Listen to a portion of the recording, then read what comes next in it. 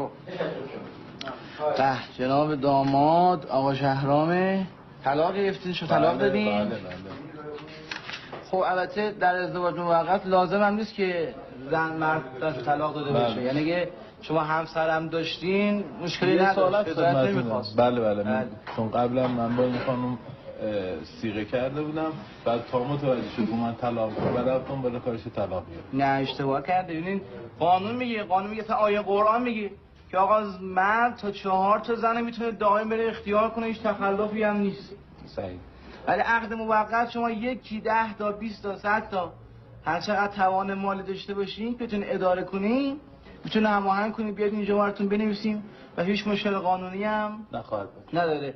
فرمودید که مدت به مدت 1 سال، یعنی خانم عقد موقت بکنید 1 سال با 5 عدد سکه بهار آزادی. حالا شما قبول کردید یکیشون مشخص کردن براتون 5 عدد سکه بهار آزادی؟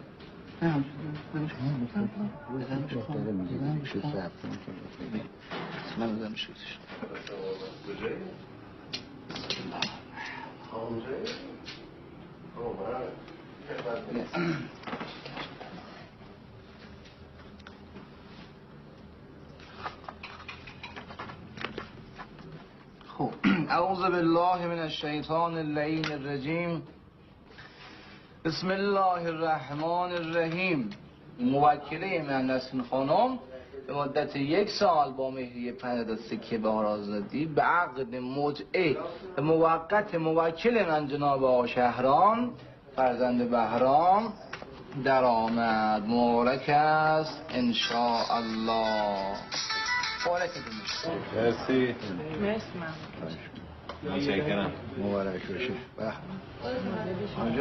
حاج آقا شیرینی بخورین که صداتون داره.